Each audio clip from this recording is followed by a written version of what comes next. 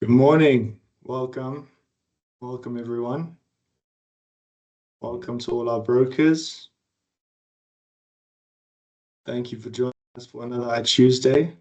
We got a very exciting one today.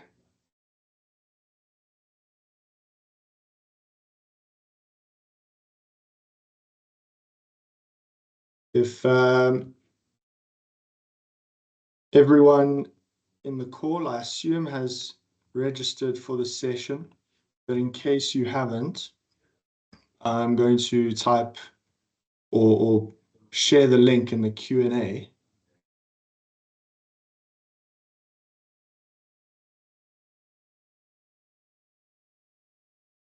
You'll be able to register.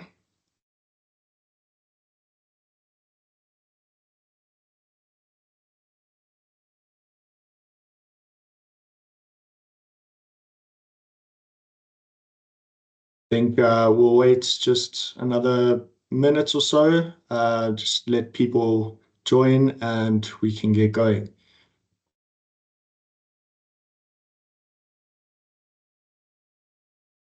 In the meantime, we'd love to know where in the world you're joining us from.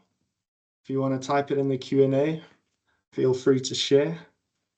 It's great to have everyone in the session.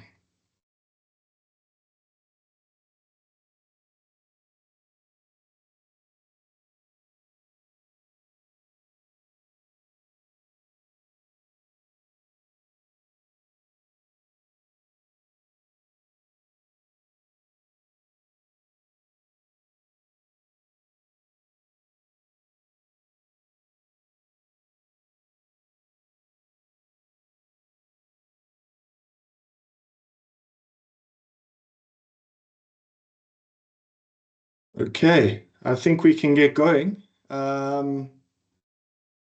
It's with great pleasure that I can introduce you to our guest speaker today.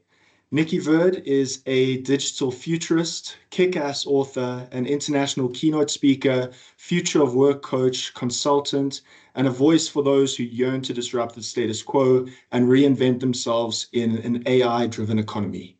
She is a leading thinker on driving innovation and digital transformation through personal disruption. She is passionate about unlocking human potential in the age of disruption. She has been recognized by Thinkers 360 as one of the top 50 global thought leaders on digital disruption and the future of work. So without further ado, Nicky, it's a pleasure to have you today. I'll pass over to you and thank you very much.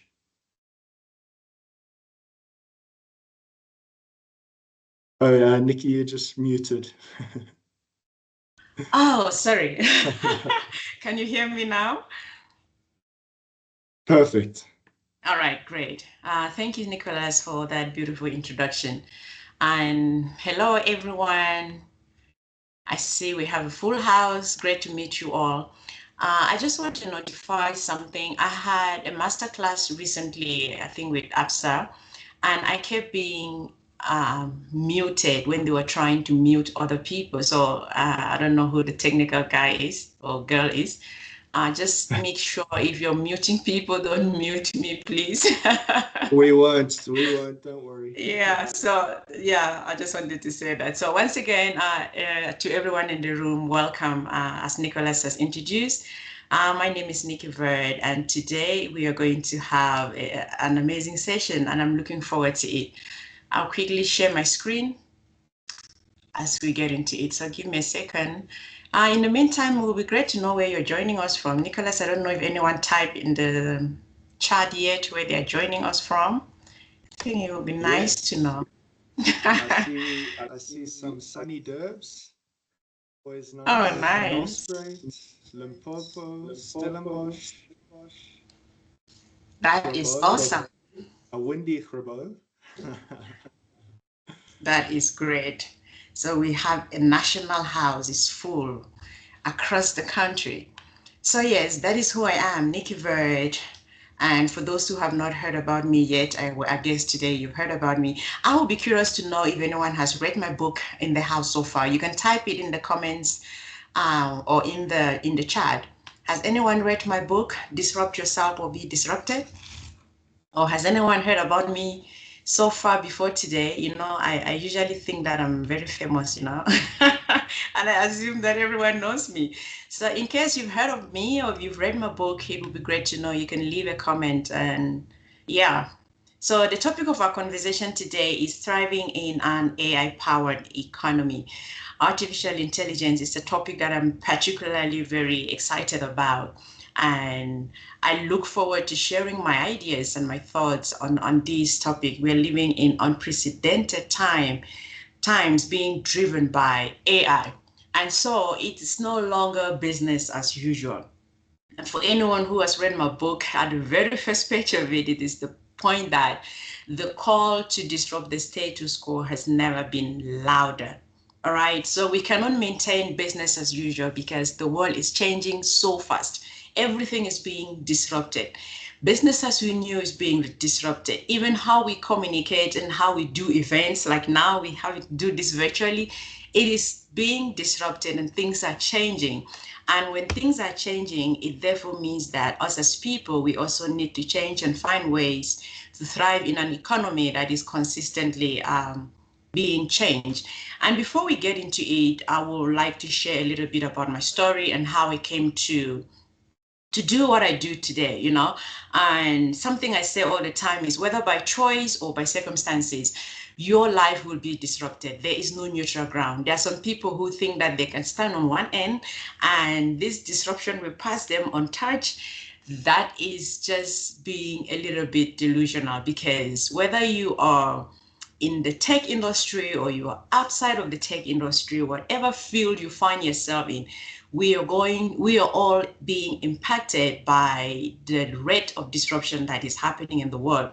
And in my case, I was still working back a few years back in the corporate world. And my boss used to tell me plans ahead of time of how things we were going to do. And I was very much relaxed. I knew I had a job. I knew my future was certain.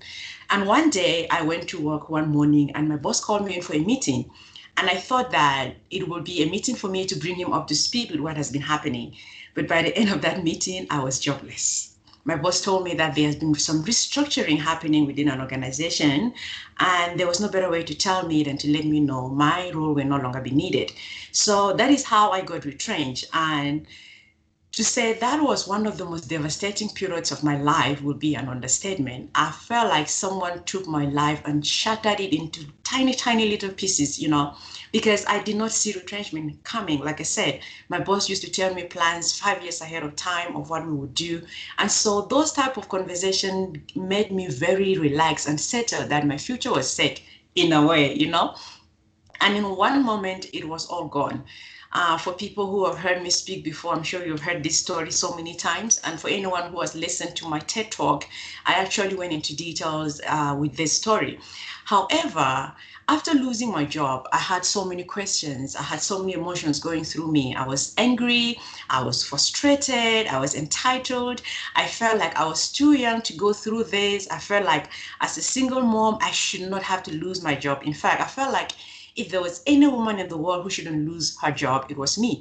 I was that entitled. And also, I felt like retrenchment was something that happened to all people. That is how I used to think, all right, until it happened to me. I thought that maybe when you are right into the organization and you work there 40, 50 years, yeah, that's when you get retrenched.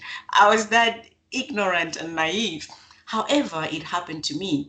But as time went on, all of these frustrations and all of these raging emotions that I had inside of me translated into curiosity, where I started asking questions as how do organizations continue to thrive when they let go so many people, right? So I think initially I just wanted to understand how my boss was coping without me. And I remember vividly going on Google and typing, how do organizations continue to thrive when they let go so many people? Because at the time, there were announcements of companies that were announcing retrenchment where you hear of like 2,000 to 3,000 employees planned to be retrenched in a period of like 2 to 3 years. And my mind could not fathom that. I was like, how do they continue to thrive when they let go so many people? And when I typed that question on Google, it took me to a completely world that I didn't know existed. And for the first time, I came across concepts like automation, artificial intelligence, robotics. I came across all of these concepts that are telling me that processes that used to be done by humans are now being done by machines. I mean, some of the processes that used to be done by humans are now being done by machines. And I was very intrigued and fascinated at the same time. So my curiosity went even deeper. And I started just dug myself into that rabbit hole that I started. Being without a tech background, this was a very fascinating topic for me, and I kept writing about it. Remember, I am jobless. I have so much time in my hands. So I was writing about it on social media. I was sharing my thoughts, the impact of emerging technologies in the world of work. I would write all of these things on social media. And many people that were following me at the time became very intrigued with what I was sharing. And they were asking me questions as though I was an expert in the field. Meanwhile, I was just as clueless as everyone else. So many of the questions led me back to go and research more and more and more. And at some point, I thought to myself, I think someone should write a book about this. But I didn't think that someone would be me, because I used to think that you need to be really smart to write a book. And I thought to myself, no, I'm not that smart to write a book. I am not an academician by any stretch of imagination. And also the fact that I don't have a technology background, I told myself, how am I going to write a book about tech when I don't come from that industry or I don't come from that background? However, the idea to write the book will not leave me. So at some point, I gave into that idea. I was like, okay, I'm going to write the book. And I thought to myself, what better title than Disrupt Yourself or Be Disrupted? Because here I was minding my business and my boss disrupted my life. So that is how the title of the book came about. And that is how I found myself in the technology industry, so to say. So in writing the book, I wanted to ask people difficult questions, or I wanted to bring the conversation to the forefront where we are being asked difficult questions, or where you yourself, you can sit back and ask yourself difficult questions. Can I be replaced by a robot or a software? Maybe if I was asking these questions before, I would have been well prepared. You know, will I still be relevant in the next 5 to 10 years? These are questions that everyone in the job market today should be asking. How is technology changing my industry? Are you asking these questions? How can I leverage new technologies to remain relevant? What are the opportunities in the digital era? What are the skills of the future? How do I raise my kids differently to prepare them for the future? For those who are parents, right? And what I'm currently studying in school, by the time I graduate, will it still be relevant for the marketplace? These are questions that I wanted people to ask, because in regards to schools, how many people go back to universities without really asking themselves the question of if the degree they are going to get will be relevant by the time they graduate? But I wanted to bring these questions to the forefront. And when I talk of disruption, many people think only of disruption in terms of new business models and new apps and new technologies that come into the marketplace. When we hear of disruption, many people immediately start thinking of Uber that disrupted the taxi industry, right? Many people think of Airbnb that disrupted the hospitality industry, or many people think of maybe Amazon, Alibaba that disrupted e-commerce, and all of that. But when we talk about disruption, I wanted people to think of it also in terms of personal disruption. Because if the market, or if new business models are coming into the marketplace and the market is being disrupted, and you and I, who are part of that marketplace, if we are not disrupting ourselves, then it therefore means that there is a mismatch. The market is going in one direction, and the people within the marketplace are going on the opposite direction. So I wanted to bring the conversation of personal disruption to the forefront, where if businesses are being disrupted, you as an individual, you and I as an individual, we also need to start thinking in a disruptive way so that we can do what is right for us to stay relevant. And so personal disruption, at the core of it, is your ability to adopt forward thinking, your ability to evolve, and your ability to reinvent yourself. So it is about you having the ability to rethink, to reposition yourself, to shake things up, to challenge the status quo, and to do things differently. When you do that, you are essentially disrupting yourself. And brace yourself. I'm going to play a quick video here. I hope we have sound so that you can see where artificial intelligence it is at this point. So I'm going to play the video. It's a short clip.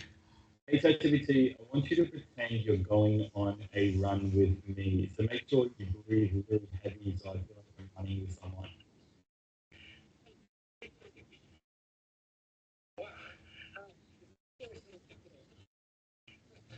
Those cars are really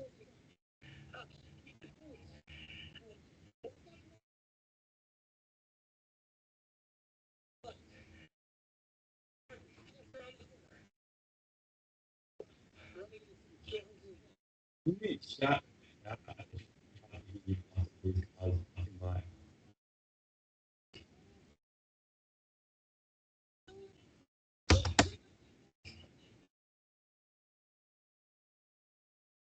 All right, I hope we all heard that. This is the newest version of ChatGPT with advanced voice note released by OpenAI, of course. And so when you look at things like this, you have to ask yourself, what else is coming? How else are we going to adapt as humans? This sounds very convincing. This sounds like someone actually running around the block. This sounds like someone taking a run, in the morning or in the afternoon or evening, whatever time. But this is AI. So this is the world in which we are living. So you cannot afford to fold your hands and sit back thinking that you will not be affected by this. And so the question is, are you ready to not just survive, but thrive in this AI-powered economy? As we carry on, what does it mean to actually thrive in an AI-powered economy? It is the ability of individuals, businesses, and societies at large to be able to adapt and benefit from the increasing integration of AI in various sectors of the economy. Now, when people hear of AI, of course, all they're thinking about is the negative aspects of it. But no, there are also positive aspects to this, right? And so if you are not having the mindset to integrate this in your own life, in your profession, and in your business, you are going to be left behind. So you need to have the ability to leverage AI tools to boost productivity and enhance efficiency. These new AI tools that are coming into the market, as a business, as an individual, how can you leverage this to stay relevant? If many people are, shying away from AI, saying this is going to steal away our jobs, which of course it will, but without really looking at what are the advantages and how do we incorporate this into the business to become relevant, then the conversation we're having today will be pointless, because for you to thrive in an AI-powered economy, you cannot do without AI. You need to find ways to incorporate it into the business. You need to find ways to incorporate it into your professional life. As we carry on, at the very basic of it, some people may still be like, but Nikki, what are you talking about? What is AI? Right? So at the very basic of it, it refers to computer systems that are capable of performing complex tasks that historically only humans could do, such as reasoning, making decisions, solving problems. For example, we just heard ChatGPT breathing and running and panting and trying to catch his or her breath. I don't know if it's a woman or a man at this point. You get what I mean? So these are things that essentially were for humans to do, but now machines can do it. Who would have thought at some point that you will hear an AI breathing? Who could have thought at some point you will hear an AI communicating so fluently and so realistically in a way that sounds actually like a human being? However, AI is also a disruptor as well as an enabler. And for those that will embrace it are the ones that are going to thrive. And AI, of course, has more questions than answers, questions that I, for one, as an AI research and enthusiast, I have been asking. AI systems aren't perfect. They make mistakes, sometimes with serious consequences. There are times that I have asked AI, who is Nicky Verd, and the things that AI spit out, I go with my eyes like, what? Who is that? So sometimes AI can give you wrong answers that sound so convincingly true. And in all of these things, as a business, as an individual, you start to ask the questions of, who is responsible when AI gets it wrong? Can we hold a machine accountable? Is it the people who build these systems and deploy these systems that should be held accountable? Or is it the bad actors that are using these systems to cause harm? Who actually is responsible? At this point, we really do not know the full answers. We are still finding out what the answers are, and that calls for AI regulation and AI governance globally. Of course, continentally in Africa, nationally in South Africa, and globally. Different governments are putting different regulations, but we need to be able to try to regulate AI to be able to find the answers to these questions, because as of now, we really don't know what the answers are. If we know, recently there was there was something that was trending online about Taylor Swift. Someone did some AI photos of her that were very exposing, and you don't want to be violated that way as a woman or as a man. Anyone doesn't want to be violated that way, but someone can sit in their mother's basement and do all sort of videos or pictures of you and put them out there on social media. Who is held accountable? How do we even trace that person? These are questions that, as AI is evolving, as a society, as governments, as policymakers, these are questions that we need answers to. And so I'm going to share some practical ways in which we can thrive in an AI-powered economy, especially even as a business or as an individual. And the very first thing, especially from the business perspective, is to anticipate industry changes. You have to keep your eye on how AI is transforming your particular industry. Understanding the direction in which your field is headed will allow you to anticipate change and position yourself to take advantage of new opportunities. Here is a study by PwC, Insurance 2025 and beyond. The study is online, anyone can find it, but it's talking about the 5 trends that are affecting the future of insurance. So based on your industry, you have to look at these trends and ask yourself, okay, how do we adapt as a business? How do we adapt as a team? How do we adapt as a business leader? These are critical trends to pay attention to because, again, artificial intelligence is impacting every single industry, from finance to agriculture to insurance to education. There is no industry that is being left untouched. And so one of the key ways to make sure that you will thrive in this economy is to anticipate the changes that are happening in your particular industry. Another point for you is to engage in digital ecosystem. This means that you cannot fight and win this battle alone as a standalone. Now you have to engage. This means participating in interconnected networks of technology and platforms and communities that are driving modern businesses and innovation.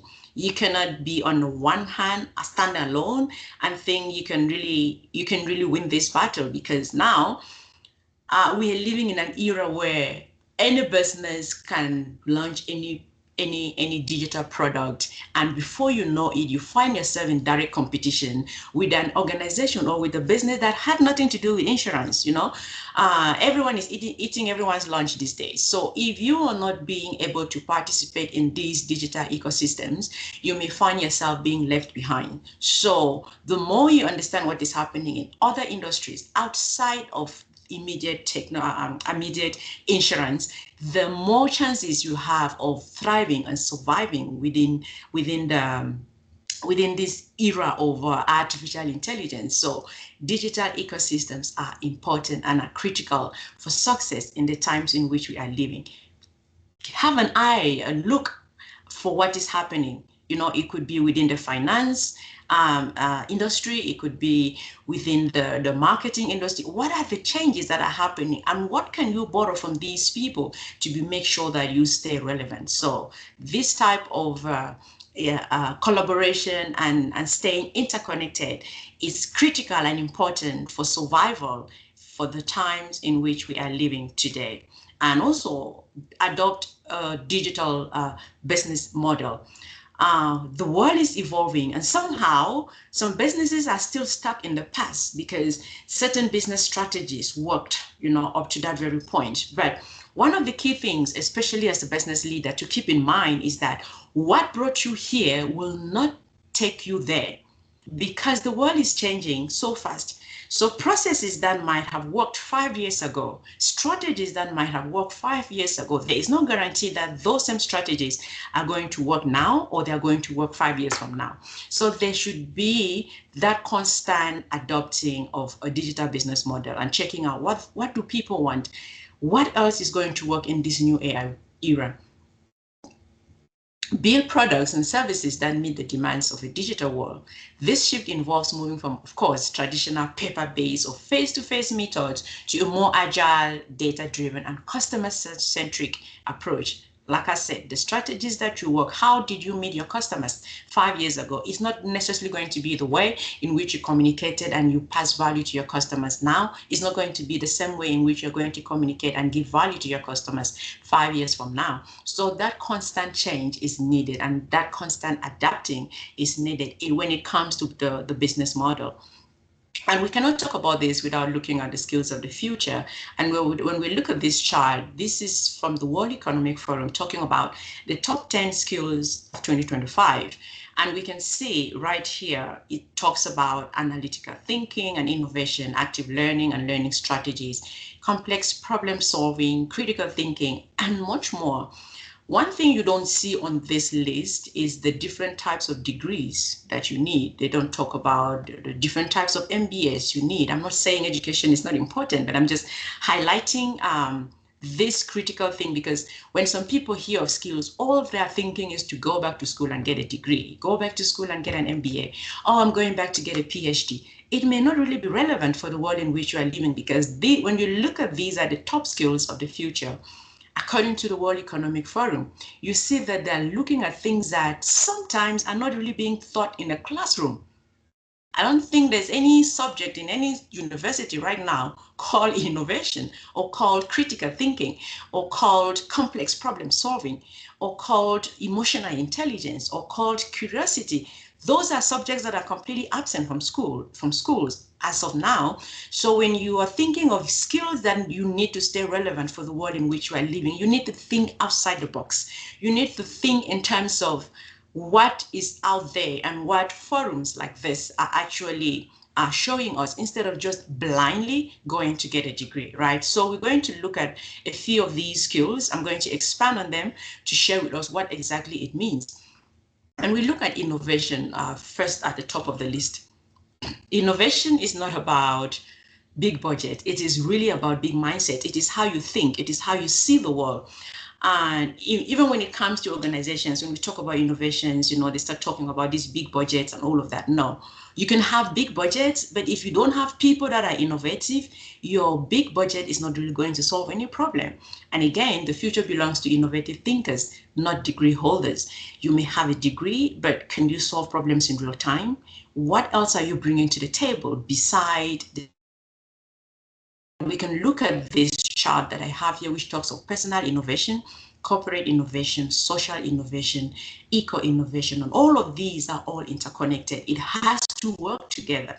Your personal innovation is critical, because if a company is innovating and you as an individual, you are not innovating, there is already a mismatch. And if an organization is innovating socially, which speaks of community, and neglect the community, of course, it is not going to work. Eco-innovation, which speaks to sustainability and all of that, this has to also be part of a company's strategy. How do we innovate to make sure that the environment is safe and sustainable? These are the different types of innovation that each organization has to consider, and you as an individual has to take personal responsibility for your own personal innovation. Innovative thinking can be defined as thinking that leads to new ideas and solutions to problems. Innovation at the core is about problem solving. It has to be about solving problems, solving your own problems as an employee, solving your own problem as an individual, solving problem as an organization, solving societal problems, which speaks to the social innovation, and then solving environmental problems, which speaks to eco-innovation. So these are all critical for thriving in an AI-powered economy. And again, when we look at business innovation on one hand, we see that people are still needed. Without people, a company cannot really innovate, because companies don't disrupt. Companies don't innovate. It is people that do. And I will give a quote here from Whitney Johnson, one of the innovative, disruptive speakers on these topics as well. And she said, and I quote, "Businesses require disruptive people to be disruptive.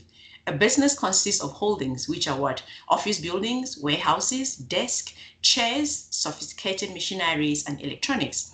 They are shells, inanimate, creating nothing, like a beehive minus the bees. It's pretty difficult to get honey that way.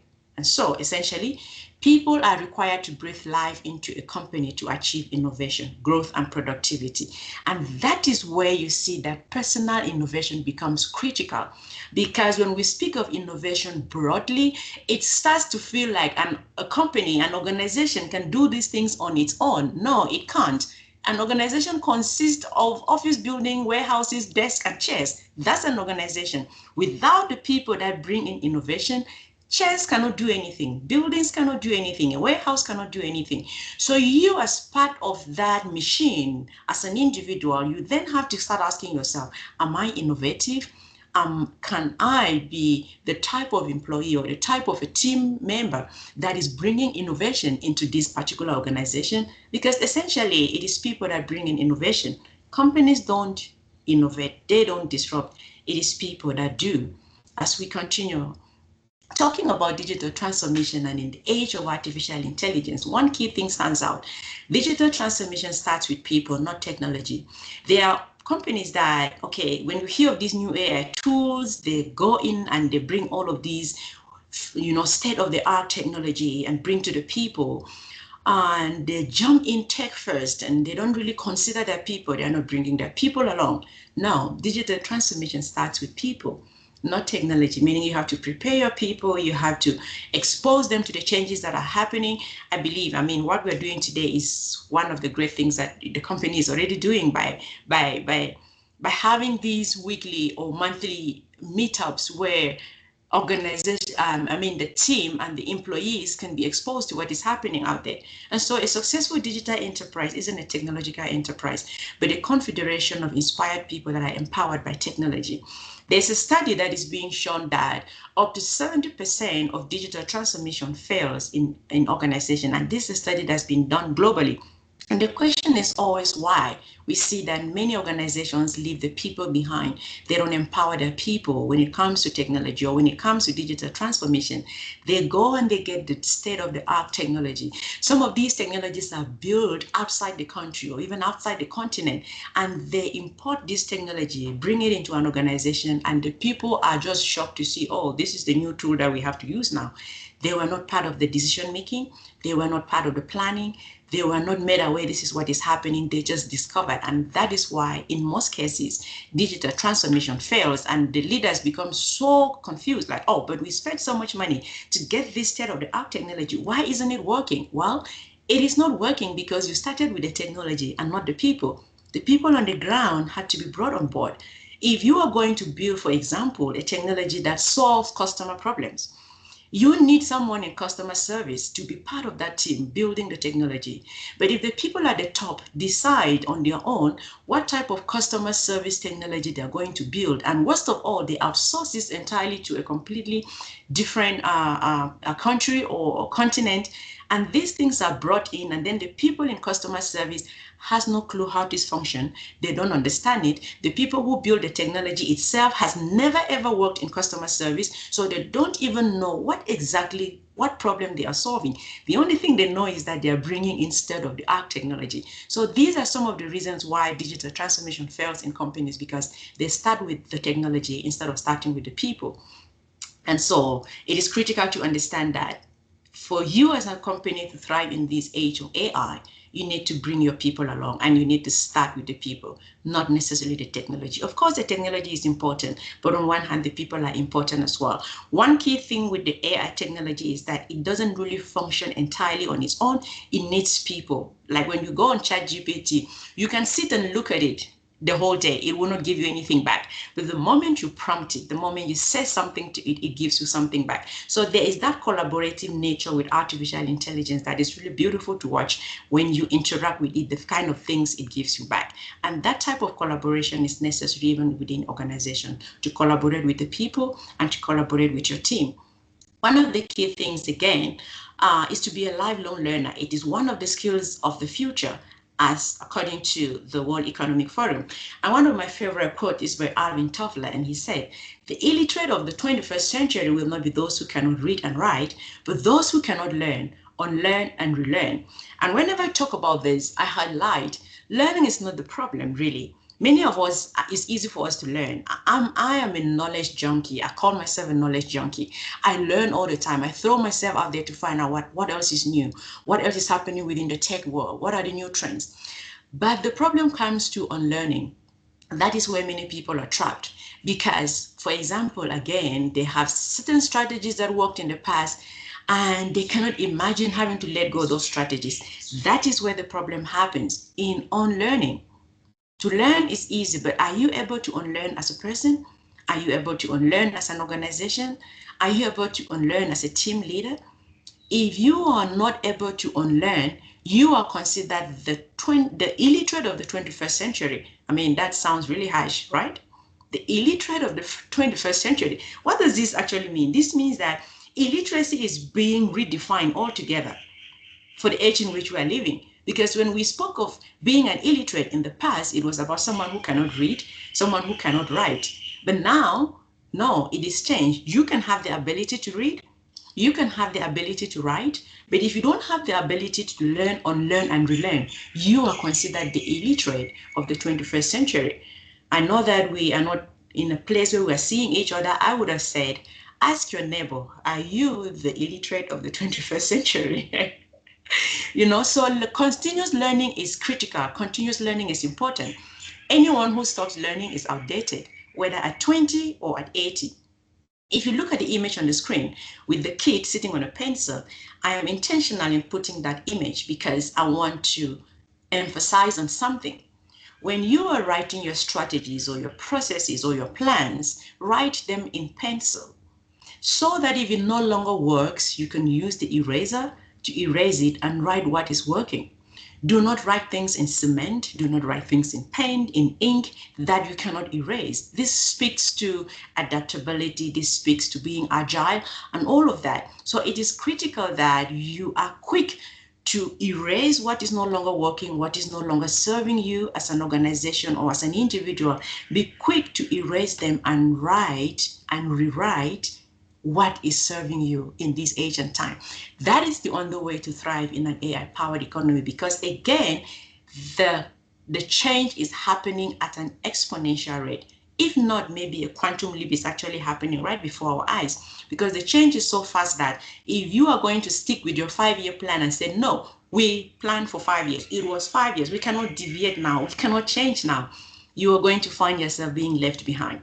If you had a 5-year plan, and just 1 year in and you realize this plan is not going to be sustainable based on the disruption that is happening in the marketplace, then it's time to pick up a pencil, erase it, and write something that is more sustainable or more relevant for the times in which we are living.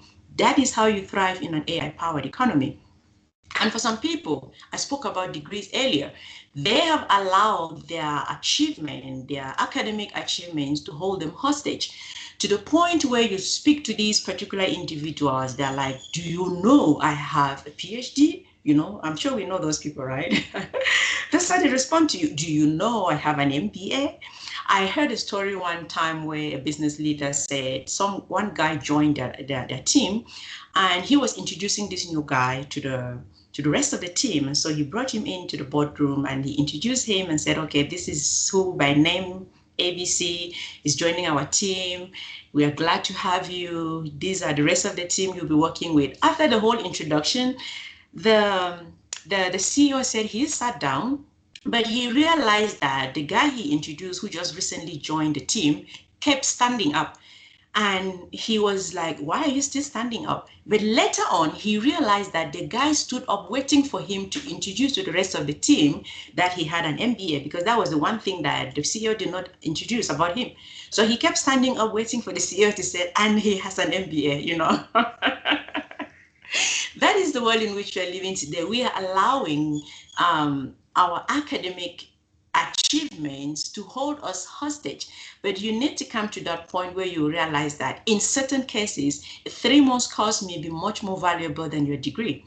A 6-month course may be much more valuable than your degree, because the world is changing so much that it is rendering knowledge that was acquired 5 years ago, 10 years ago, obsolete. If your degree is from 10 years ago, I can guarantee you it's already obsolete. So you cannot hold on to that and allow that to define you as a professional, and allow that to be the thing that you write on your forehead. I am a PhD holder. I went to so-and-so university. No, you are essentially holding yourself hostage when you carry that kind of a mindset. It doesn't really matter. In today's world, it is, can you solve problems in real time? What can you do for us? It is not about degrees. So if the degree is the only thing you're bringing to the table, you are going to be left behind. You will not survive in an AI-powered economy.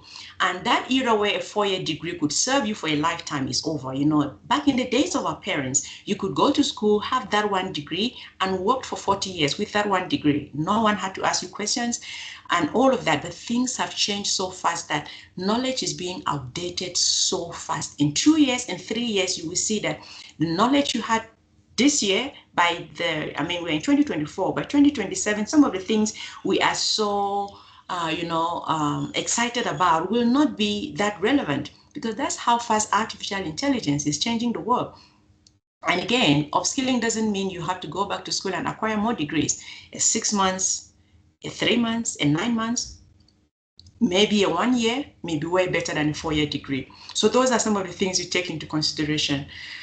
And having only one skill set and holding only to your academic qualification, of course, in this age and time, it makes you economically vulnerable. So you have to look at your life and find yourself and ask, where are the economic vulnerabilities that I have, and how can I close these gaps?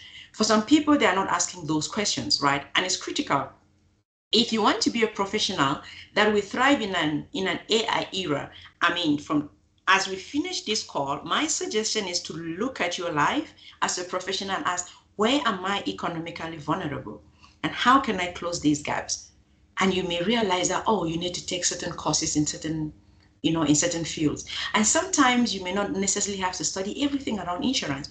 You may study something completely out of your immediate profession, and it can open your mind to other things. It makes you more innovative that way, because if you're only narrow-minded, straight only around insurance, the type of innovation that you need to bring into the organization may be lacking, because sometimes something outside the insurance industry can be what will trigger the change that the insurance industry needs, or you as a professional within the insurance industry need. So don't be so narrow-minded about what you need as a professional.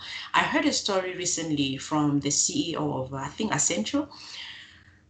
She was sharing how the procedure in which they use when recruiting a new employee, and she said every time they are running an interview, and so it says it runs throughout their offices globally. It doesn't matter whether it's in Africa, in the Western world, in Asia. It doesn't matter. So she said that one of the key things they ask whoever they are interviewing is, what have you learned recently? Or what have you learned in the past 6 months? It doesn't matter how good they are on paper. She said it doesn't matter how great their CV is. If this person sitting in front of her has not learned anything in the past 6 months, they will not hire them. It does not matter, again, their credentials on paper. And she explained the mindset behind that. She said, it doesn't matter if they learn to cook a new recipe. It doesn't matter if they learn to dance or a new dance style. It doesn't matter if they learn to play table tennis or a new sport or anything. It doesn't matter what they learn. They just want to know that this person has a mind to learn new things. That is the type of person they want to work in their organization, because why? The ability to learn shows that this person is constantly evolving.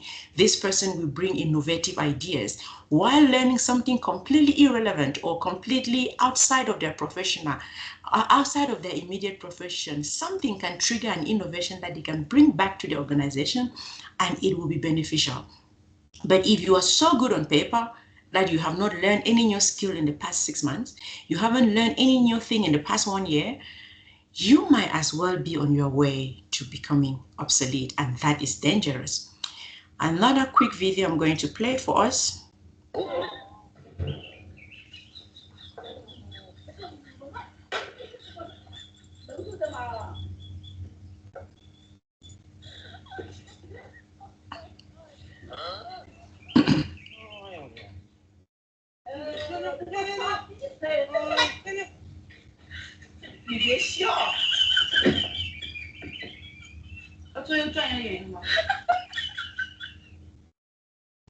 All right, I'm sure we have seen that.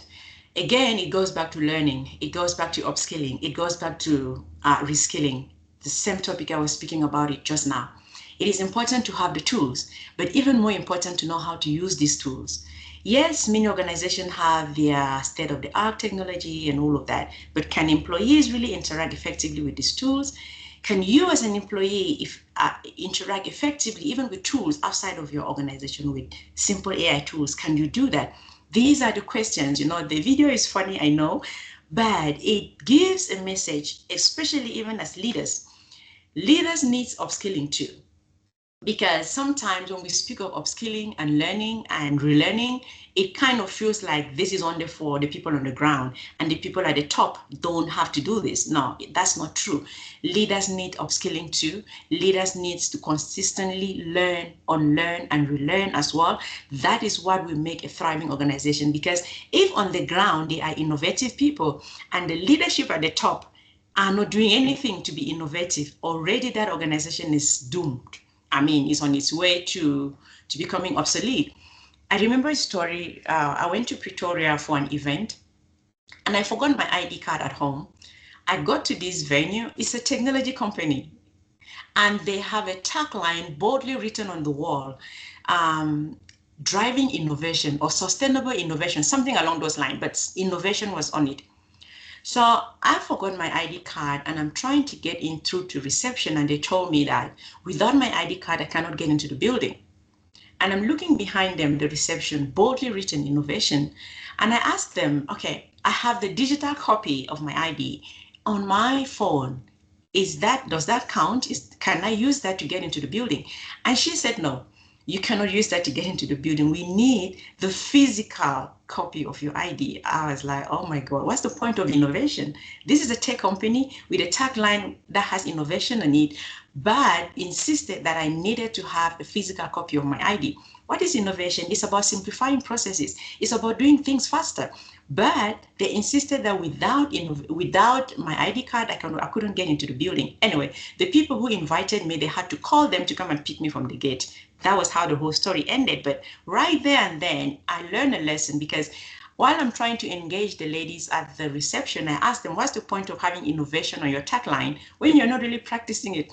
She looked at me and she laughed and she said, Nikki, I know what you're talking about, but orders come from the top. So the order they received from the top was that no one gets into the building without a physical copy of their ID. It doesn't matter if they have a digital copy, they have to have a physical copy of their ID. And these orders came from the top. So that showed me, this is interesting.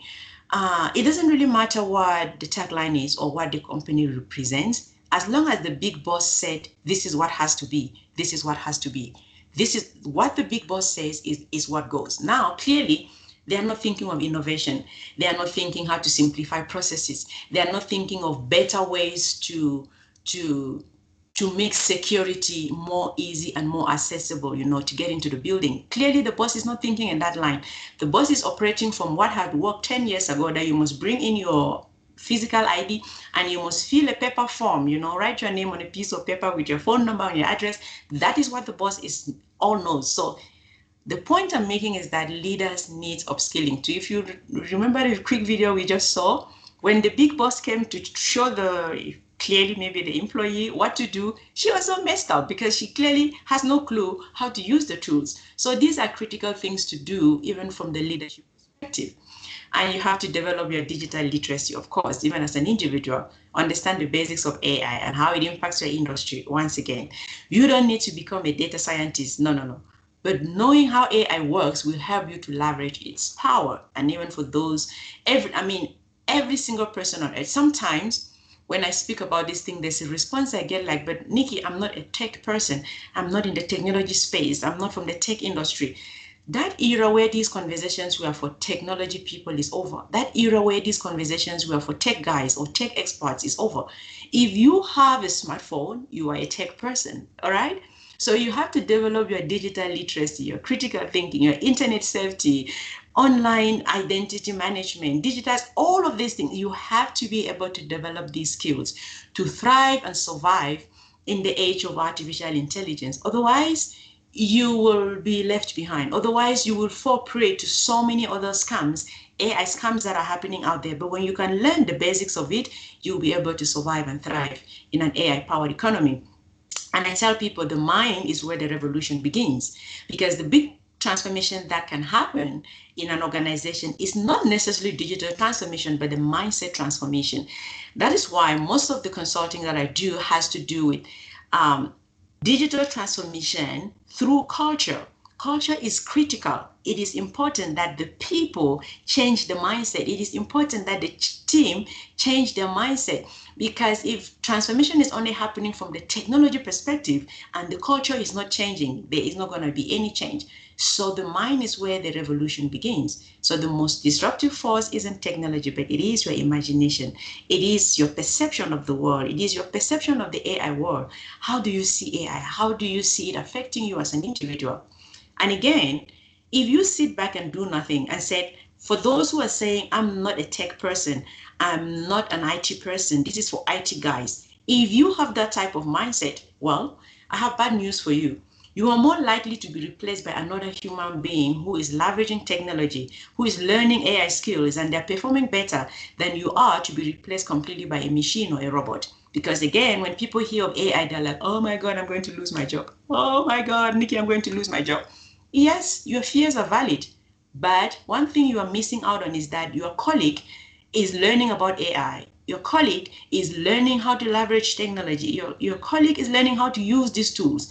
That is the person that will replace you. That is your real competition, not exactly artificial intelligence, but we're also in an era where those who are partnering and using artificial intelligence will replace those who are not. So the time to wake up is now, and empower yourself to be able to use many of the tools, incorporate them into your business, incorporate them into your life as a professional, so that you don't get left behind. Adapt, adapt, adapt, adapt. I cannot stress this one enough, because everything comes down to your ability to adapt to change.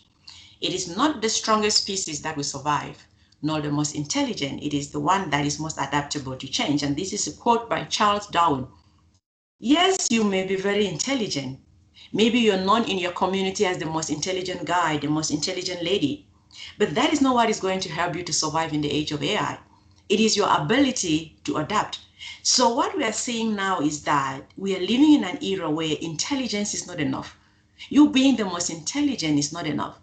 Are you having the ability to adapt constantly to change?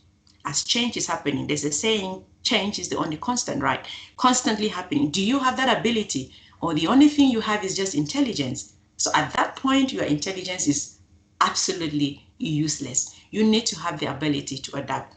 And the act of life is a constant readjustment to your surroundings. If you look at the image on the screen of this animal, what's the name again? You see a chameleon. It consistently changes, right?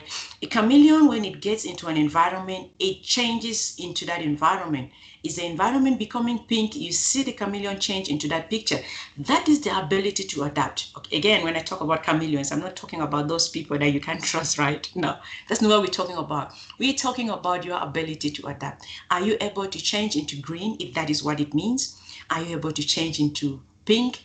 Are you able to change into blue, if that's what it requires?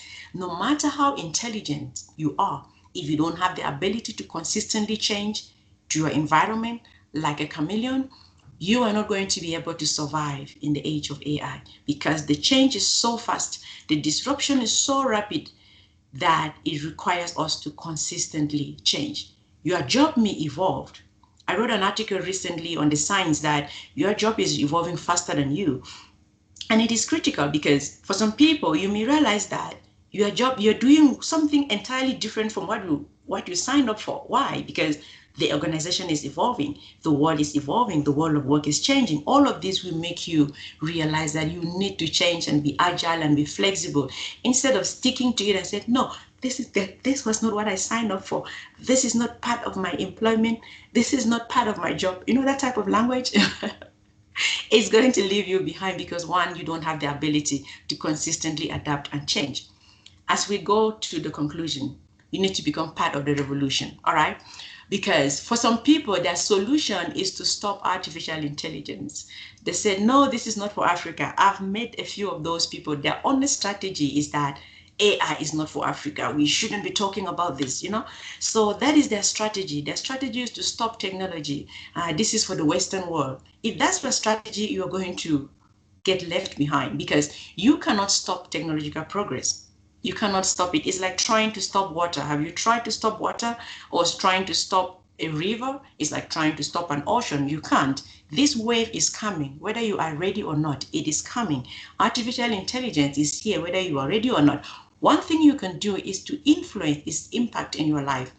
And how do you influence that impact? It is by learning what this thing is all about. It is by having the basic understanding of what this thing is all about. And how can you leverage this thing to make sure that you stay relevant instead of trying to stop it? So if your only strategy is to stop AI, you are definitely going to be defeated. Again, don't focus on the threats, focus on the opportunities.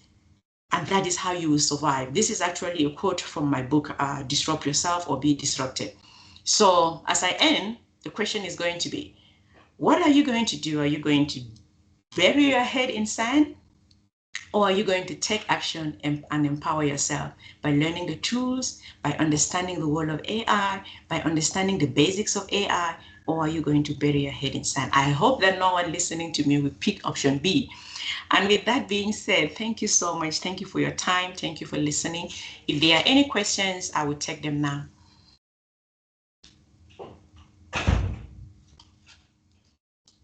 Thank you very much, Nicky. Sorry, I'm not sure why there's an echo. But if anyone has any questions, please feel free to type them in the Q&A. In the meantime, Nicky, I actually have a question for you. So, of course, one thing I've noticed through using tools like ChatGPT is the necessity to, or the ability of the technologies to give you better answers the more information that you provide. And so obviously with us being regulated by sort of POPI Acts and the protection of our data, specifically of our clients, do you have any advice for how we would be able to embrace the AI revolution going forward while still maintaining best business practices? Yeah, that's a really great question. I think even one of AI, ChatGPT, they make it very clear that you should not share too much personal data on the app because of course this thing is being regulated by actual humans at the back end. So yes, the more information you share, the better answers it gives you. So I think to answer your question, it will be best to use synthetic scenarios, so to say, without actually using real scenarios of what you're trying to achieve, so that you don't end up giving too much information about yourself or about someone else or about a client. So you can use like imaginary scenarios to sort of ask what you want to get out of it. That is the way I can really respond to that. And again, I mentioned earlier on that some of the questions that humanity have when it comes to artificial intelligence, we don't yet have the answers for it, in terms, especially when it comes to regulating this technology. There are many, we have more questions than answers, to be honest. So it is still evolving. I was in Thailand recently, and one of the topic of the conversations that we were handling was AI governance and policies and regulations around this. And honestly, I can tell you, so many governments are still trying to understand how to regulate these things. So many governments are still trying to understand, how do we regulate this? What are the laws? How exactly do we go about it? So as of now, there are more questions than answers when it comes to artificial intelligence, especially in regards to regulating it.